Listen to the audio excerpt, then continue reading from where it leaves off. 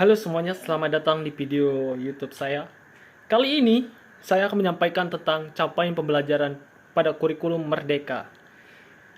Sebelumnya saya perkenalkan diri dulu. Perkenalkan, nama saya Muhammad Sofian dengan NIM E1A0254. Baik, kita langsung saja ke materinya. Oke, capaian pembelajaran untuk PAUD pada kurikulum Merdeka itu kan. Capaian pembelajaran merupakan masukan kurikulum yang dapat digunakan oleh satuan PAUD. Dalam artian dalam TK, RA, BA, KB, SPS, TPA dalam merancang pembelajaran sehingga dapat mencapai STPPA. Oke. Nah, sejumlah rasional yang mendasari penyusunan pencapaian pembelajaran di jenjang PAUD.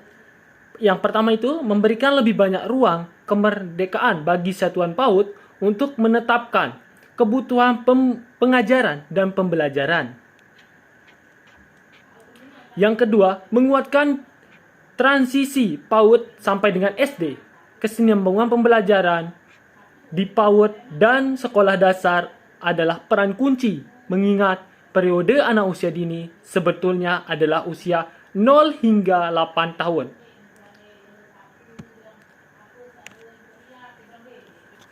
Ada pula komponen-komponen penting dalam kesiapan bersekolah yang dapat didukung satuan PAUD. Yang pertama ada kematangan emosi yang cukup untuk mengatasi masalahnya sehari-hari. Ada juga keterampilan sosial yang sudah memadai untuk berinteraksi sehat dengan teman sebayanya. Kematangan kognitif yang cukup untuk berkonsentrasi saat bermain sambil belajar.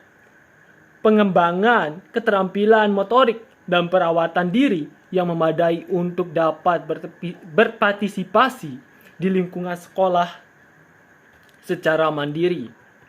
Dan yang ketiga itu ada menguatkan artikulasi, penambangan literasi, matematika, sains, teknologi, rekayasa, dan seni sejak di PAUD.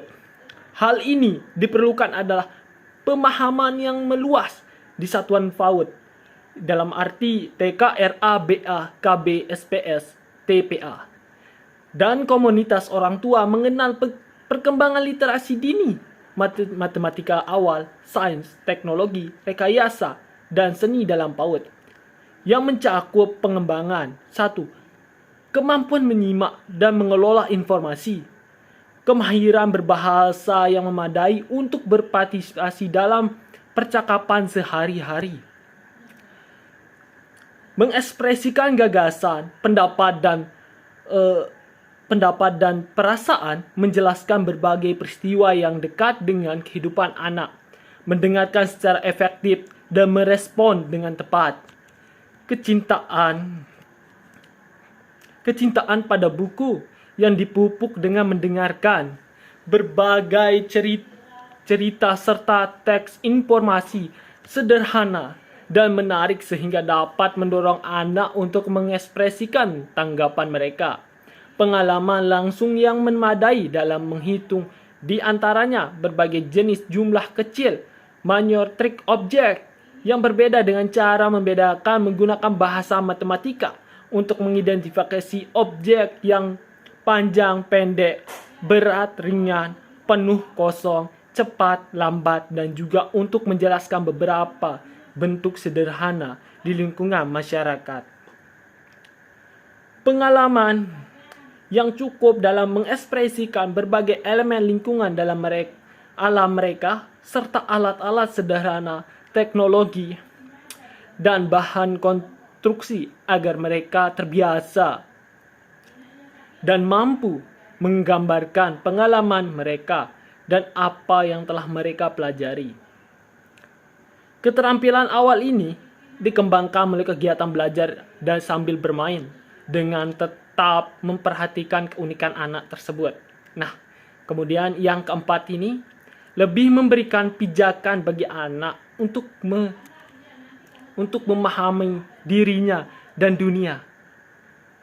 Dari hasil tujuan pembelajaran di PAUD adalah memberikan arah yang sesuai, dengan usia perkembangan anak pada semua aspek perkembangan anak, dari agama, moral, fisik, motorik, emosi sosial, bahasa, dan kognitif, dan merahasiakan kompetensi pembelajaran yang diharapkan dicapai anak pada akhir PAUD, agar anak siap mengikuti jenjang pendidikan selanjutnya. Perlu memperhatikan beberapa karakteristik spesifik, di antaranya mendukung terbentuknya kesejahteraan diri, menghargai dan menghormati anak, mendorong rasa ingin tahu anak, menyesuaikan dengan usia, tahap perkembangan, minat dan kebutuhan anak, memberikan stimulasi secara holistik, integratif, memberikan tanggapan, bimbingan, dan dukungan kepada pembelajar tiap anak melalui percakapan dan intimidasi. Yang bermakna dengan tiap anak. Ada juga melibatkan keluarga sebagai mitra, memanfaatkan lingkungan dan teknologi sebagai sumber belajar, menggunakan penilaian otentik.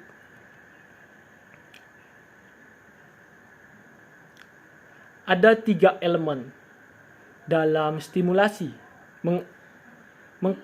mengeksplorasi aspek perkembangan secara utuh dan tidak terpisah. Ada 3 macam, yaitu nilai agama dan budi pekerti, yang mencakup kemampuan-kemampuan dasar agama dan akhlak mulia. Yang kedua ada jati diri, mencakup pengenalan jati diri anak Indonesia yang sehat secara emosional dan sosial, dan berlandasan Pancasila, serta memiliki kemandirian fisik. Dan yang terakhir ada dasar-dasar literasi, matematika, sains, teknologi, rakayasa, dan seni yang mencakup kemampuan memahami berbagai informasi dan komunikasi, serta berpartisipasi dalam kegiatan pembacaan. Baik, itulah tujuan pencapaian pada materi ini. Kurang dan lebihnya tolong dimaafkan. Wassalam.